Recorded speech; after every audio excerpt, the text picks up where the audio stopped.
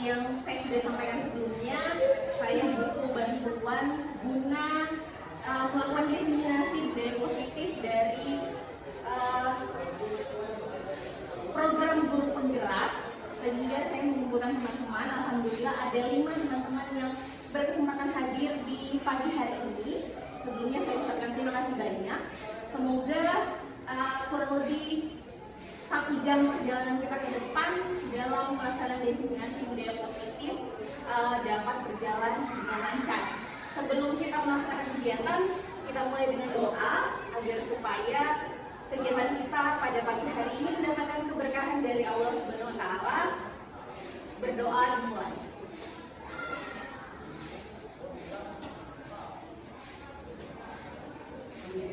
Oke, berdoa selesai. Sebelum kita masuk, kayaknya masih lumayan tegang. Padahal kita tidak perlu tegang, kita santai saja. Jadi sebelum kita mulai, mungkin saya ada sedikit ice breaking.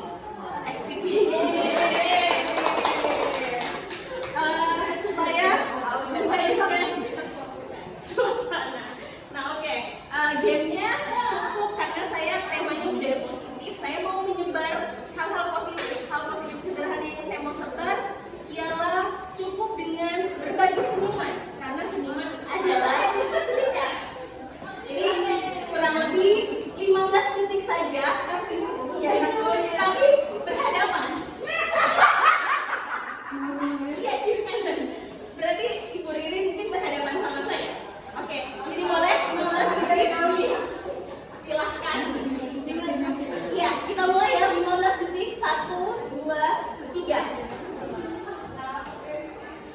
Oke, mungkin awalnya senyumnya malu-malu, tapi lama-lama nanti senyumnya akan melebar dengan sendirinya. Dan ketika kita senyum, maka efek positif akan kita rasakan. Ayo, 5 detik terakhir. Ya, cukup. Bagaimana setelah senyum 15 detik? Bahagia. Oke, jadi kita langsung ya, setelah ice breaking tadi kita langsung ke materi. Kali ini saya tidak menggurui teman-teman, tetapi saya hanya berbagi hal baik yang saya dapatkan ketika program PGP di modul 1.4, yaitu temanya budaya positif. Oke, untuk kali ini ada beberapa konsep yang akan saya bahas. Itu kurang lebih ada 7 konsep. Yang pertama itu perubahan paradigma belajar, disiplin positif, motivasi perilaku manusia, kebutuhan dasar, posisi kontrol, keyakinan kelas, dan segitiga restitusi. Jadi ada 7 yang akan kita bahas bersama pada pagi hari ini. Di mana yang pertama adalah perubahan paradigma, di mana adalah pembelajaran paradigma baru atau kurikulum merdeka merupakan pembelajaran yang berorientasi pada penguatan dan pengembangan karakter profil pelajar Pancasila. Mungkin teman-teman sudah mengetahui bahwa profil pelajar Pancasila itu ada 6. Yang pertama, beriman dan bertakwa kepada Tuhan Yang Maha Esa dan berakhlak mulia. Kedua, berkebinekaan global. Ketiga, gotong royong. Keempat, mandiri. Kelima, bernalar kritis. Dan yang terakhir adalah kreatif. Nah, untuk mengubah paradigma itu awalnya dari stimulus respon, kita ubah menjadi pendekatan teori kontrol. Mungkin di sini teman-teman bisa lihat, kayak contohnya stimulus respon yang pertama adalah realitas atau kebutuhan kita sama, tapi kalau kita ubah ke teori kontrol, itu menjadi realitas kebutuhan kita itu berbeda, karena tiap individu punya pribadi yang berbeda-beda. Mungkin seperti itu secara singkatnya. Nah, selanjutnya disiplin positif. Disiplin positif mengacu pada disiplin diri yang memiliki tanggung jawab terhadap apa yang dilakukannya berdasarkan nilai-nilai yang diyakini.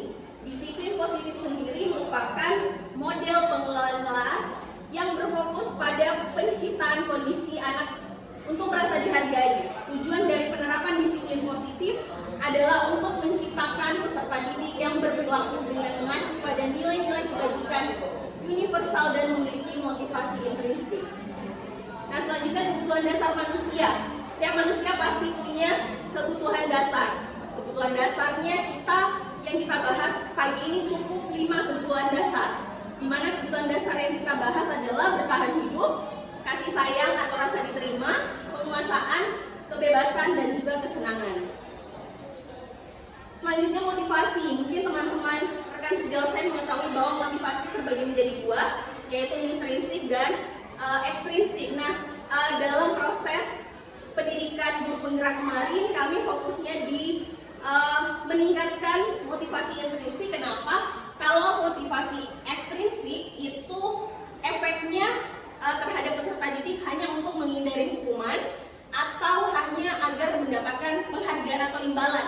Sedangkan kalau kita fokus atau mengacu untuk meningkatkan motivasi intrinsik itu berasal dari dalam diri peserta didik sendiri, sehingga nantinya mereka dapat menjadi orang yang dapat menghargai dirinya sendiri dan juga mereka meyakini nilai-nilai yang secara universal tadi.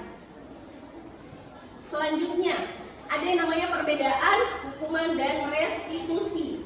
Mungkin teman-teman rekan-rekan sejawat sudah mengetahui kalau hukuman itu contohnya seperti ini, tidak terencana atau secara tiba-tiba, bersifat satu arah, berupa hukuman fisik atau psikis.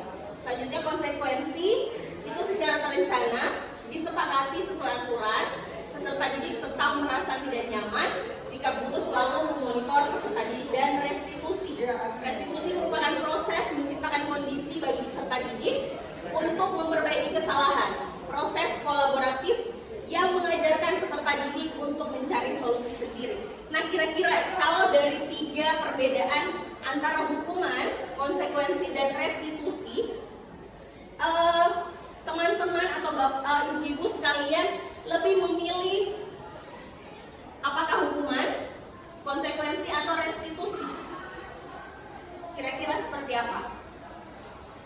Ibu Mus boleh suaranya diperkeras. Restitusi, ya benar ya. Kalau dari 3 penjelasan yang ada di depan, kita harusnya lebih mengacu kepada restitusi, karena restitusi posisinya menciptakan kondisi yang nyaman buat peserta didik, bukan membuat peserta didik tidak nyaman. Jadi semoga nanti kita sebagai guru dapat melakukan restitusi kepada peserta didik kita. Oke, selanjutnya 5 posisi kontrol. Dan di sini adalah posisi kontrol kita sebagai guru. Kira-kira kita ada di posisi mana? Penghukum, pembuat merasa bersalah, teman, pemantau, dan manajer. Jadi saya jelaskan sedikit di mana posisi menghukum itu dapat menggunakan hukuman fisik atau secara verbal. Contoh katanya ketika kita berada di posisi penghukum, itu contohnya adalah patuhi aturan sekolah atau awas ya. Jadi kita menggunakan kalimat yang membuat siswa merasa dia akan dihukum, seperti itu. Untuk yang kedua adalah posisi pembuat merasa bersalah. Guru akan bersuara lebih lembut, namun dalam keheningan, sehingga membuat peserta didik merasa tidak nyaman dan merasa bersalah. Contohnya, ibu sangat kecewa dengan kamu. Kita menggunakan nada suara yang lembut tapi menusuk kepada siswa kita, sehingga akhirnya siswa merasa, oh iya ternyata saya bersalah, seperti itu. Dan yang ketiga adalah posisi pemantau. Pada posisi ini kita hanya mengawasi saja, jadi kita tidak menghukum siswa, kita juga tidak membuat merasa bersalah, tapi hanya kita pantau saja. Jadi statementnya seperti kamu sudah melanggar aturan, kamu tahu apa dampak dari konsekuensinya. Dan yang terakhir adalah posisi manajer.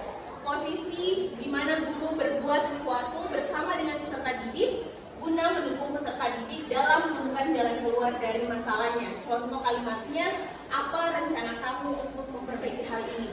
Untuk di posisi manajer, posisinya adalah kita sebagai guru membuat siswa mencari atau menemukan jawaban dari permasalahannya sendiri. Itu kalau di posisi manajer. Nah, sekarang saya kembalikan ke teman-teman guru. Kira-kira kalau kita mengacu pada 5 poin ini, Kira-kira teman-teman atau ibu-ibu sekalian sudah berada di posisi yang mana? Saya bagikan sticky note ya.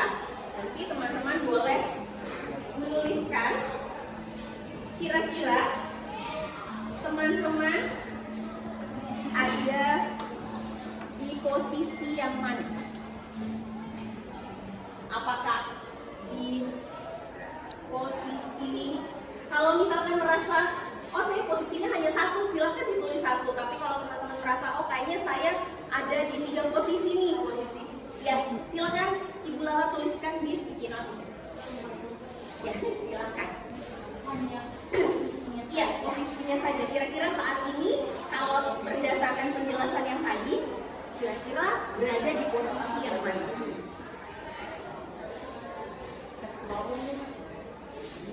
Oke, penjelasannya ya. Oke.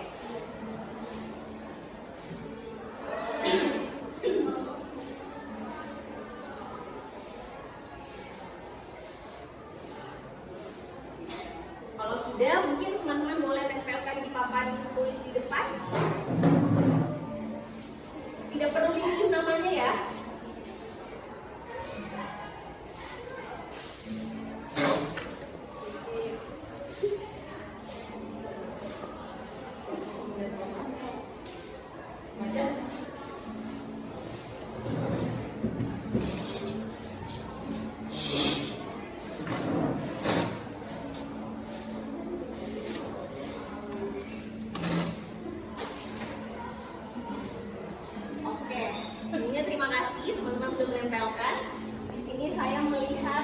Bahwa sudah ada 4 yang berada di posisi manajer. Boleh kita tepuk tangan bersama?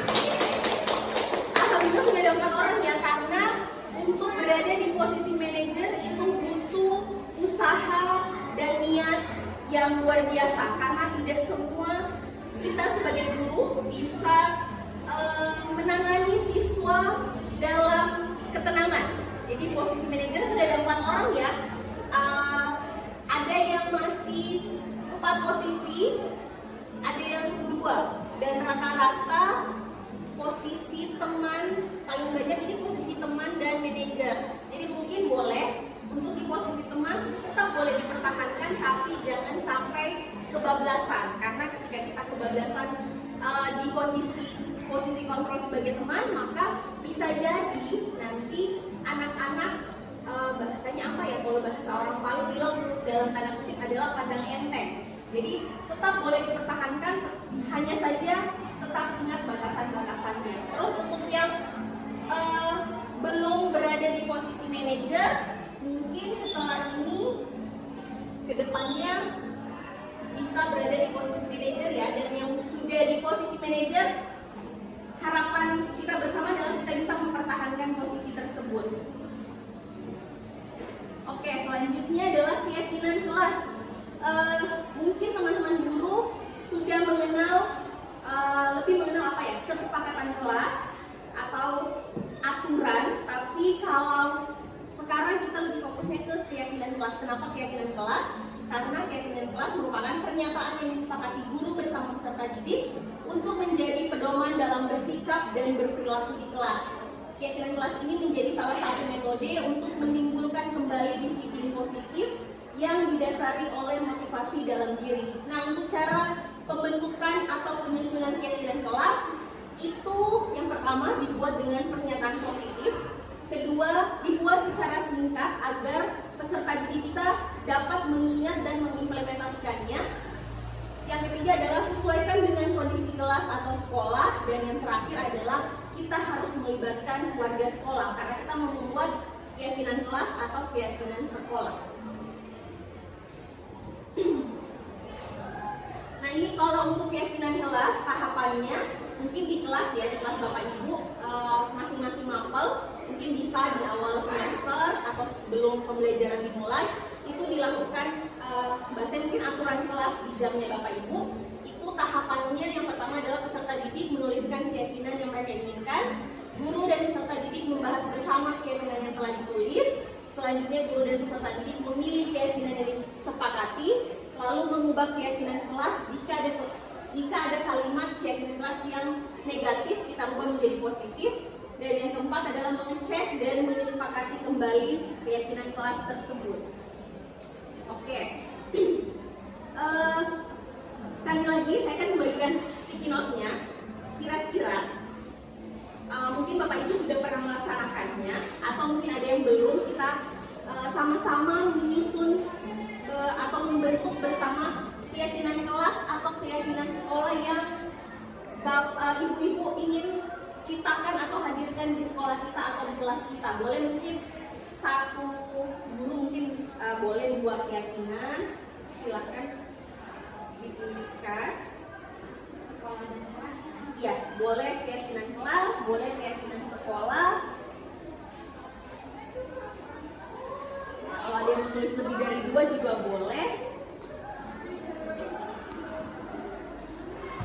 Misalkan Bapak Ibu ingin sekolah yang tertib, kira-kira kalimat keyakinan kelasnya seperti apa?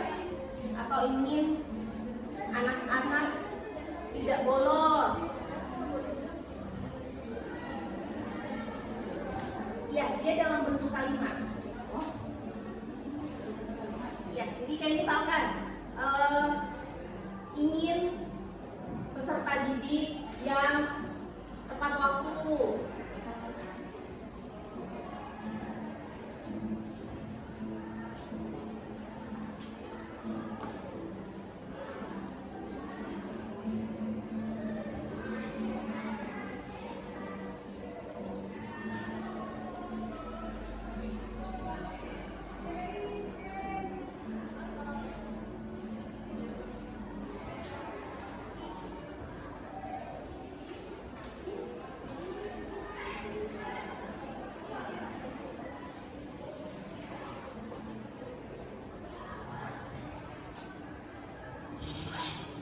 Kalau sudah, ditempelkan kembali.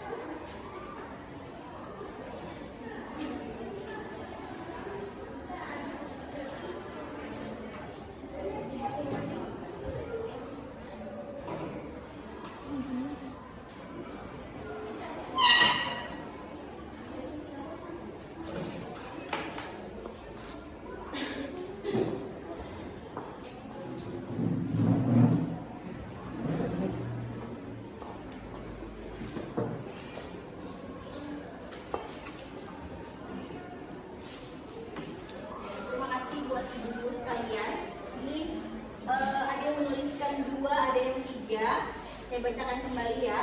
Ada yang mau punya keyakinan kelas masuk ke dalam kelas lebih dulu sebelum guru, tidak mengejek teman, ingin peserta didik jangan terlambat ke sekolah, mengharapkan peserta didik jangan ada yang bolos mengikuti pergaulan yang salah, menjadikan sekolah agar supaya tidak buang sampah sembarangan, ingin ada sesama siswa saling menghargai, peserta didik yang disiplin dan datang tepat waktu, sekolah yang bebas korupsi, menginginkan peserta didik yang berkarakter sesuai dengan Pancasila, menginginkan guru dan peserta didik yang kreatif dan inovatif, menginginkan warga sekolah yang tidak terlambat. Oke, ada beberapa cita-cita ya yang diharapkan ibu-ibu sekalian dalam penyusunan keyakinan kelas. Tapi di sini saya melihat masih ada 2 yang menuliskan kalimatnya tapi dalam bentuk negatif.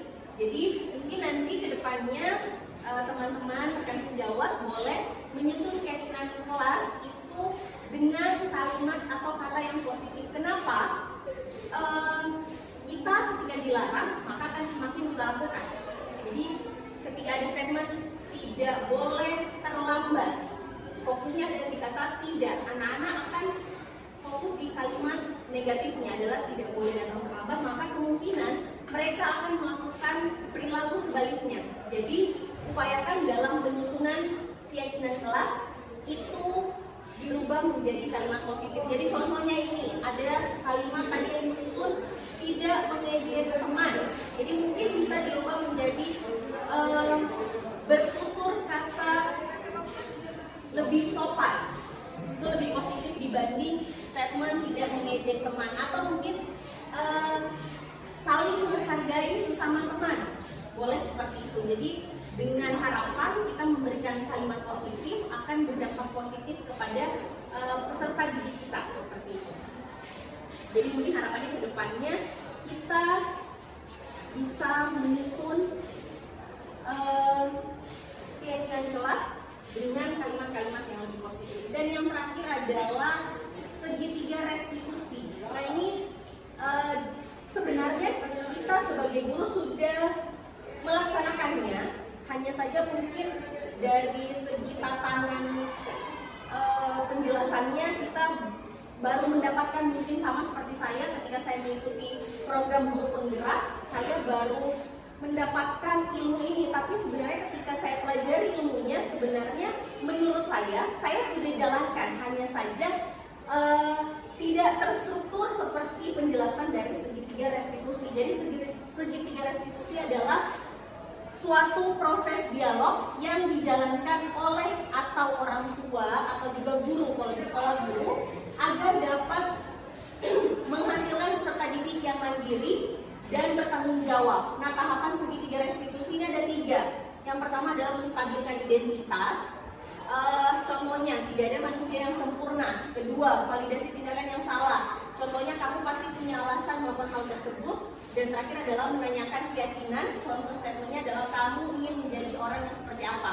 Jadi sebenarnya segitiga restitusi ini kita bisa implementasikan ketika mungkin ada peserta didik kita yang melakukan kekeliruan. Jadi baik itu mungkin Bapak Ibu sebagai wali kelas atau sebagai guru mata pelajaran itu bisa mengimplementasikan segitiga restitusi ini. Jadi tujuan dari segitiga restitusi ini sebenarnya membuat siswa lebih mampu untuk menemukan jalan keluar dari masalahnya. Kita sebagai guru hanya bahasanya memfasilitasi. Kita tidak memutuskan jalan keluar terhadap masalah siswa, tapi kita memfasilitasi dan mendorong siswa dalam menemukan jalan keluar dari masalahnya. Jadi harapannya nanti misalkan contoh ketika ada siswa yang masuk terlambat di jamnya Bapak Ibu ketika jam pelajaran, itu kalau mungkin zaman dahulu kita sekolah kita langsung kena pukulan atau mungkin kena statement yang kurang enak dari guru kita pada zaman dahulu. Tapi harapannya di kurikulum sekarang, apalagi kurikulum merdeka, itu kan tujuannya adalah memerdekakan murid atau berpihak pada murid. Jadi kita berupaya untuk lebih tenang ketika menghadapi masalah anak-anak, tapi tetap harus tegas. Jadi tidak yang selalu tenang depan anak-anak, tidak, tetapi tetap juga kita tegas dan sedikit keras, cuman tidak di setiap saat, tetapi lihat kondisi dan situasi. Jadi nanti kedepannya ketika ada siswa yang bermasalah di kelas Bapak Ibu, mungkin boleh kita implementasikan segitiga restitusi dengan memanfaatkan 3 tahapan, yaitu menstabilkan identitas, validasi, dan juga menanyakan keyakinan kelas. Oke, ternyata slide-nya sudah selesai. Sudah ada kalimat terima kasih atau thank you. Sebelumnya mungkin ada Bapak Ibu yang masih kurang paham atau masih bingung dengan beberapa penjelasan yang saya paparkan tadi. Jika memang ada, saya persilahkan. Oke, ada Ibu Ririn.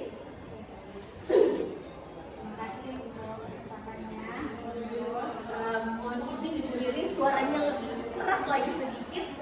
Terima kasih untuk kesempatannya yang diberikan oleh Ibu Nurul. Pemaparan yang sangat menarik. Saya tertarik dengan bagian dari kesepakatan kelas, karena saya memang melaksanakannya di perwalian saya. Nah, pertanyaannya adalah bagaimana jika dalam membuat kesepakatan kelas ternyata masih ada kalimat negatif di dalamnya.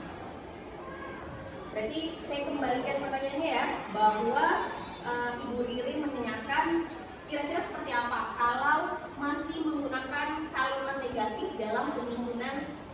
kelas. Seperti itu ya. Oke, baik. Terima kasih buat Ibu Ririn. Selanjutnya masih ada? Oke, ada Ibu Anela. Baik, terima kasih atas kesempatannya. Yang saya ingin tanyakan adalah bagaimana jika kita mau memposisikan diri kita sebagai manajer, sedangkan kita tidak berada di semua kelas dan siswa juga membutuhkan pendidikan. Baik ya, pertanyaan Ibu Anela adalah bagaimana kita mau memposisikan diri sebagai posisi control manager, sedangkan kita tidak mengajar di semua kelas. Nah, baik, saya akan menjawab pertanyaan dari Ibu Ririn sama Ibu Nelas. Yang lain masih ada? Kalau tidak ada, berarti saya akan langsung menjawab pertanyaan dari Ibu Ririn. Jadi, kalau dari Ibu Ririn, pertanyaannya bagaimana jika kita sudah menyusun keyakinan kelas, namun masih menggunakan kalimat negatif. Jadi memang ya fakta di lapangan seperti itu. Saya pun juga sebelumnya, sebelum mendapatkan materi ini, saya menyusun keyakinan kelas itu dengan kalimat negatif yang tidak boleh terlambat, tidak boleh makan di kelas, tidak boleh ribut. Jadi mungkin 3 statement ini paling sering kita gunakan di keyakinan kelas. Nah, alhamdulillahnya ketika saya mengikuti program guru penggerak, ada sedikit pencerahan bahwa kita upayakan menggunakan kalimat positif. Kenapa? Karena seperti yang saya jelaskan tadi, dari kata tidak itu akan membuat siswa lebih melakukan atau lebih melanggar. Jadi dari segi psikologis pun juga menyatakan seperti itu, bahwa ketika kita menggunakan kata negatif itu akan semakin dilakukan. Tetapi ketika kita melakukan kalimat atau kata yang positif, maka itu akan tercerna di pikiran anak-anak dan nantinya akan bisa diimplementasikan di kehidupannya. Nah, untuk cara lainnya juga mungkin bisa dengan cara kita berkolaborasi. Misalkan kayak Ibu Riri mungkin guru prakarya, terus tiba-tiba ternyata dalam penyusunan keyakinan kelas di kelas, anak-anak dan Ibu Ririn sendiri menyepakati beberapa kalimat tapi masih negatif. Mungkin pada saat di kelas kita masih bingung ya mau merubah yang negatif ke positif. Mungkin kita bisa berkolaborasi, boleh mungkin dengan guru bahasa Indonesia. Jadi kita tampung dulu keyakinan kelas yang masih negatif tersebut. Setelah kita tampung, mungkin ketika keluar kelas kita ketemu guru bahasa Indonesia, kita bisa diskusi atau kolaborasi bersama sambil kita menanyakan. Karena kan kalau guru bahasa Indonesia mungkin lebih paham lah dan lebih mudah mungkin merubah yang negatif ke positif. Jadi mungkin alternatifnya seperti itu. Jadi kalau memang masih kalimatnya negatif, berarti tampung saja dulu, tapi jangan dibiarkan. Tapi kita berupaya bagaimana caranya kita rubah ke kalimat positif. Mungkin saran dari saya seperti itu Ibu Ririn. Nanti mungkin boleh digunakan atau seperti apa, saya kembalikan kepada Ibu Ririn seperti itu. Selanjutnya pertanyaan dari Ibu Anela. Pertanyaan dari Ibu Anela adalah bagaimana jika kita mau tetap mempertahankan posisi kontrol sebagai manajer, namun kita mendapatkan kasus peserta didik yang kita tidak mengajar di kelasnya. Karena jelas ya, ketika kita tidak mengajar di kelas siswa tersebut, pasti ikatan emosionalnya siswa dengan kita itu sangat kurang, sehingga mungkin penyelesaiannya agak susah. Mungkin seperti itu Bu Anela. Jadi kalau dari membangun komunikasi yang baik adalah dengan cara kita implementasikan segitiga restitusi. Jadi kalau kita mengimplementasikan 3 tahapan ini, maka insya Allah ketika kita mau memposisikan diri sebagai manajer itu dapat berjalan dengan baik. Karena 3 tahapan ini saya rasa sudah mencakup 3 tahapan yang luar biasa. Jadi dari ketika siswa ada kita temukan bermasalah, kita stabilkan dulu di awal. Habis kita stabilkan, kita validasi, dan yang terakhir adalah kita menanyakan keyakinan. Dan akhirnya nanti ketika kita menghadapi siswa tersebut, siswa akan terbuka dan juga akan menemukan jalan keluarnya sendiri dari masalah yang kita hadapi. Mungkin seperti itu buat Ibu Anela dan Ibu Ririn. Saya kembalikan, apakah masih ada atau sudah cukup? Cukup ya, oke baik. Sesuai dengan materi yang saya sampaikan juga sudah selesai. Harapannya semoga dengan kurang lebih 1 jam pemaparan materi dari saya, ada hal baik yang bisa dipetik ibu-ibu sekalian rekan sejawat saya. Baik itu hanya sedikit tidak apa-apa, tapi setidaknya ada yang bisa dipetik, dan kelak yang dipetik tersebut bisa diimplementasikan di kelas masing-masing, di pelajaran ibu-ibu sekalian, sehingga kita bisa sama-sama menjadi guru yang lebih tenang, lebih berpihak kepada peserta didik, dan tujuan dari kurikulum Merdeka bisa tercapai secara baik. Jadi harapannya seperti itu, dan sekali lagi terima kasih atas waktu dan kesempatan yang Bapak Ibu berikan kepada saya untuk berbagi hal baik yang saya dapatkan di program Guru Penggerak di modul 1.4. Mohon maaf kalau ada yang kurang lebihnya saya mohon maaf. Wabillahi taufiq wal hidayah. Wassalamualaikum warahmatullahi wabarakatuh.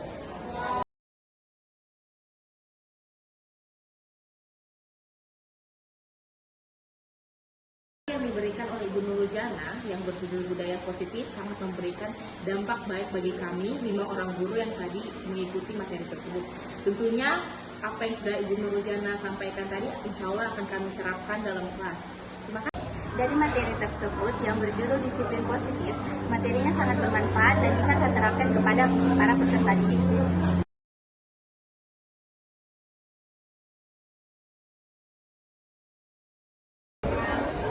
Selamat pagi. Sebelumnya apa kabar anak 1245? Alhamdulillah sehat semuanya ya. Oke, sebelum kita belajar mengajar dimulai, kita awali dengan doa. Kelasnya ada wakilnya, saya juga, sekretarisnya. Oke, sekretaris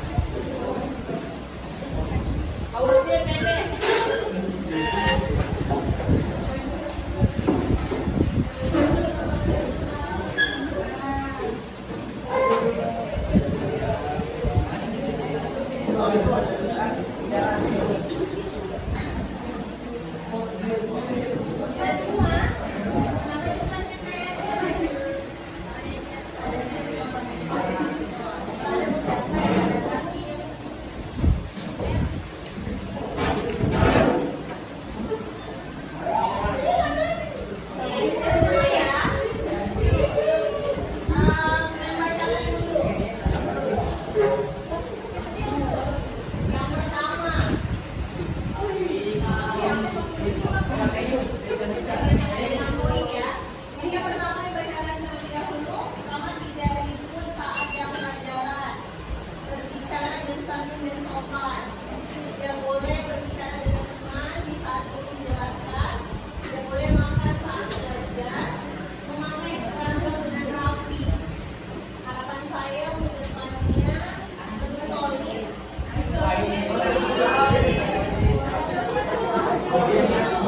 Apakah masih interaksi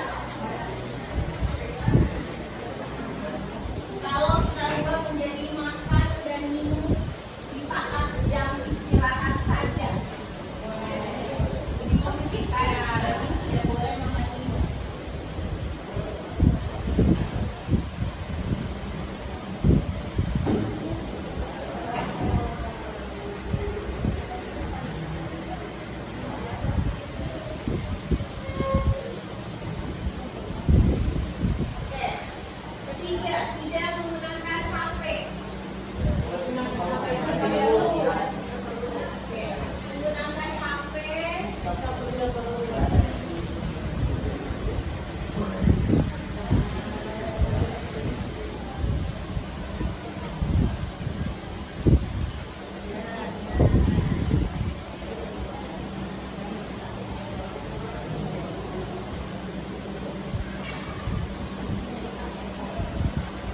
Oke, yang terakhir tidak ribut.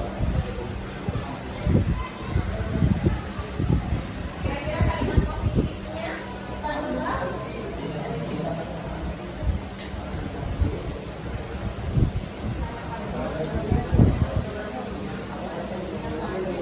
Ada?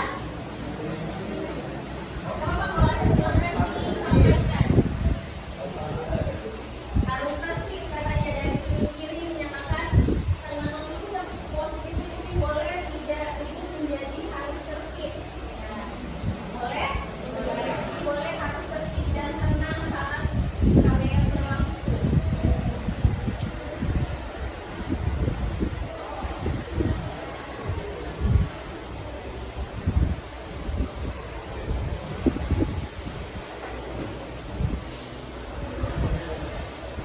Oke. Udah ya siswa ya, semuanya sudah positif ya. Berarti yang dengan kelas 12 IPA 5 itu ada 6. Yang pertama adalah dalam tepat waktu, buang makan dan minum di jam istirahat saja, menggunakan HP jika ada keperluan yang penting atau mendesak, harus tertib dan tenang saat KBM berlangsung, menggunakan seragam dengan baik atau rapi, dan saling menghargai teman dan juga guru. Kira-kira sepakat?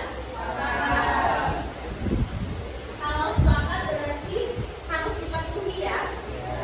Jadi selama pembelajaran BK ke depannya ada 6 poin dengan kelas yang anak-anaknya MEM kelas 12 IPA 5 harus sepakati dan harus dijalankan dan harus diimplementasikan secara ikhlas dan tulus dan karena paksaan, karena nanti efek yang didapatkan adalah kebiasaan atau hal yang baik nantinya akan timbul dengan sendirinya di diri kalian, seperti yang tadi bersama dengan tepat waktu. Dan ketika kalian membiasakan diri untuk datang tepat waktu, ke depannya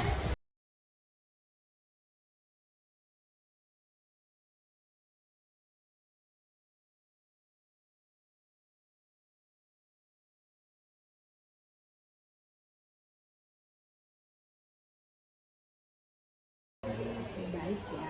Sebelumnya dari mana nih? Dari kantin atau dari kelas? Dari kelas nih. Oke, dari kelas ya. Jadi kira-kira Fawas sudah ada gambaran kenapa ya tiba-tiba Mem Nurul panggil Fawas ke ruangannya Mem? Tidak tahu kenapa. Tidak tahu ya? Iya kan. Oke, coba kita ingat-ingat ke belakang. Satu hari ini atau mungkin kemarin dulu, kira-kira ada perilaku Fawas yang Fawas lakukan di sekolah yang akhirnya mengharuskan Mem panggil Fawas ke ruangannya Mem? Sepertinya memang kemarin memang saya itu menjalin teman ke mengganggu. Mengganggu teman. Iya, Teman di mana nih? Teman di sekolah kah? Di kelas kah? di kelas nih. Oke, jadi benar ya. Jadi alasannya Mem panggil Fawas ke ruangannya Mem itu karena Mem dapat laporan dari guru novel yang mengajar di kelasnya Fawas bahwa ternyata Fawas itu sering mengganggu salah satu teman di kelas, dan akhirnya teman tersebut merasa terganggu dan dia laporkan ke guru novel tersebut. Akhirnya Mem harus panggil Fawas untuk kita bahas bersama-sama tentang perilaku Fawas tersebut. Jadi boleh Fawas ceritakan proses kejahilannya Fawas terhadap teman Fawas tersebut? Itu kan pas kemarin itu sementara pelajarannya matematika nih, saya itu di belakang, dia di depan, saya di belakangnya. Sementara belajar saya ganggu dia nih, saya tolak dari belakangnya, saya tarik bajunya. Jadi lantaran itu saya dia rasa saya kayak barang dia menjadi dia. Oke, jadi sering tarik bajunya ya. Jadi dia merasa terganggu. Oke, sebenarnya untuk jahil itu hal yang normal dilakukan seseorang, tapi kita harus lihat situasi, jangan sampai kita jahil sampai mengganggu teman, terus teman merasa terganggu. misal ketika pelajaran kan nggak boleh kan, kalau pelajaran berarti harus fokus belajar, jangan sampai ganggu teman. Atau mungkin ketika pembelajaran teman sedang emosi misalkan, terus Fawas tiba-tiba jahil teman, itu teman masih terganggu. Jadi boleh jahil di saat-saat tertentu mungkin ya, misal di jam istirahat, tapi jahilnya juga tidak boleh kebablasan. Oke, jadi jahil sama teman di kelas. Nah, kira-kira alasannya Fawas melakukan kejahilan itu apa ya? Alasannya lantaran situ pelajaran matematika juga ya cuman capek kayak balik itu terus jadi saya kayak gabut ganggu teman bisa jahili begitu nih. Gabut ya, gabutnya akhirnya dilampiaskan dengan sikap kejahilan sama teman. Oke, nah kira-kira dari perlakuan Fawas itu apakah sudah sesuai dengan aturan atau seperti apa menurut Fawas? Menurut saya tidak nih. Kenapa tidak sesuai? Karena saya langsung itu karena saya mengganggu dari sementara mengajar, baru kedua itu mengganggu temanku juga nih. Menurut Fawas itu tidak sesuai ya, karena mengganggu konsentrasi guru mengajar, terus mengganggu juga teman yang awalnya merasa baik-baik saja di kelas akhirnya terganggu. Nah, kira-kira kalau kita kaitkan sama keyakinan kelas kita yang sempat kita lakukan di awal, apakah sudah sesuai dengan keyakinan kelas perilaku Fawas tersebut? Tidak. Kira-kira tidak sesuainya dengan keyakinan yang mana ya? Tidak menghargai atau menghormati temannya, dengan guru di depan. Oke, berarti kemarin kita sudah sepakat kan bahwa di kelas kita harus saling menghargai dan menghormati sesama warga di kelas tersebut. Berarti Fawas kelirunya di situ ya, berarti ya. Oke. Nah, kira-kira kedepannya setelah Fawas sudah mulai sadar ya bahwa itu tidak sesuai dengan keyakinan menghormati dan menghargai warga di kelas, terus juga mengganggu ketertiban dan konsentrasi guru. Kira-kira kedepannya apa yang akan Fawas lakukan? Menurut saya saya akan mengurangi kejahilanku itu ke teman-teman, lalu juga itu menghormati guru yang sering ada di depannya. Berarti harapannya Mem, apa yang Fawas katakan itu Fawas terapkan betul-betul ya? Oke, nah sekarang kira-kira bagaimana perasaan Fawas setelah Mem panggil mengenai kejahilannya Fawas sama temannya tersebut? Alhamdulillah Mem sudah buat saya sadar supaya tidak mengulangi perbuatan itu yang di kelas itu karena mengganggu juga Mem. Ya, alhamdulillah ya, akhirnya Fawas menyadari bahwa hal yang dilakukan itu keliru dan mau memperbaiki ke depannya. Jadi semoga pertemuan kita hari ini dapat memberikan dampak yang baik buat Fawas ke depannya, dan Fawas juga ke depannya bisa punya hubungan yang semakin baik sesama teman di kelas maupun teman yang di sekolah. Iya, jadi mungkin itu saja. Fawas boleh kembali ke kelas, kembali beraktivitas, dan Fawas harus tetap semangat belajarnya ya. Oke, silahkan kembali ke kelas. Naila, bagaimana kabarnya hari ini? Baik ya, alhamdulillah ya. Oke, Naila tadi dari mana? Dari kelas atau dari kantin? Dari kelas ya. Oke, kira-kira Naila sudah tahu tidak ya kenapa tiba-tiba menyuruh panggil Naila ke ruangannya Mem? Untuk hari ini saya terlambat Terlambat. Boleh Mem tahu terlambatnya kenapa? lambat bangun kadang. Jadi benar ya, jadi Mem lihat di buku piket bahwa ternyata di minggu ini Naila punya keterlambatan itu kurang lebih ada 4 kali. Nah, karena sudah banyak akhirnya Mem panggil supaya jangan sampai minggu depan keterusan. Jadi boleh tidak Naila sampaikan atau ceritakan sama Mem penyebab sampai Naila bisa terlambat 4 kali di minggu ini itu kenapa? Selain tadi dikatakan terlambat bangun ya? Kebenaran sih memang sampai jam 2 karena mungkin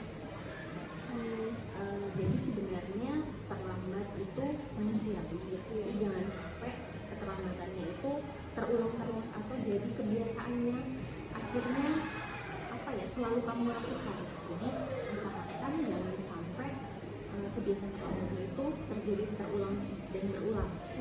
Nah, kira-kira keterlambatan yang Naila lakukan ada tidak yang efeknya di kelas atau efeknya di sekolah? Datang selamat nih, tertinggal pelajaran jam pertama itu belum tidak dikasih masuk kadang. Jadi ketinggalan pelajaran ya, jadi biasanya di awal jam pertama itu akhirnya guru bapak tidak mengizinkan masuk dan tidak ikut pelajaran, ya ketinggalan materi. Nah, kira-kira Naila mau tetap bertahan di kondisi seperti itu? Tidak sih. Tidak ya? Ya. Nah, kalau kita kaitkan nih sama kesepakatan kelasnya kita, kira-kira perilaku keterlambatan Naila itu berkaitan sama kesepakatan kelas yang mana? Disiplin. Misalnya tuh lagi, oh ya benar. Jadi Naila masih ingat ya bahwa kesepakatan kelas kita adalah disiplin dan juga tepat waktu. Nah, ternyata Naila tidak melakukan dua hal itu. Kita terlambatnya gara-gara tadi dia ini begadang, terus berarti manajemen waktunya kurang ya. Nah, kira-kira Naila ke depannya mau terus terlambat terus seperti apa? Aku lihat ketinggalan pelajaran lagi, tidak bisa belajar, tidak dikasih masuk. Kira-kira supaya keinginannya Naila tersebut bisa terwujud, apa yang harus Naila lakukan?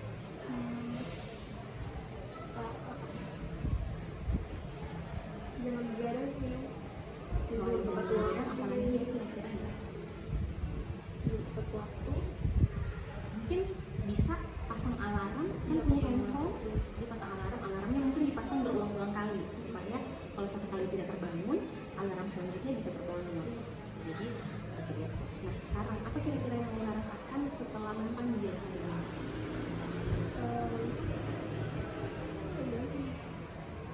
Apakah oh ya saya lebih lega mem, akhirnya rasa ketemu mem, mungkin saya kedepannya bisa melakukan perubahan atau seperti apa yang Naila rasakan? Dapat bimbingan supaya bisa tepat waktu, besok-besoknya tidak terlambat gitu. Jadi harapannya mem sesuai dengan yang Naila rasakan keluar dari ruangannya mem, Naila bisa apa ya menjalankan apa yang Naila katakan tadi bahwa mau berubah, mau akhirnya pasang alarm, mau lebih cepat tidur, tidak begadang lagi sehingga nantinya di piket depan tidak ada lagi keterangan yang menyatakan bahwa Naila sering terlambat. Oke, jadi mungkin itu saja. Semoga pertemuan kita ini bermanfaat buat Naila ke depannya. Dan harap nanti tidak ada lagi yang panggil Naila. Berarti Naila ke depannya sudah disiplin waktu, sudah tepat waktu. Oke? Iya, oke itu aja. Naila boleh kembali ke kelas. Tetap semangat belajarnya dan tetap ingat harus memanage waktu secara baik. Terima kasih.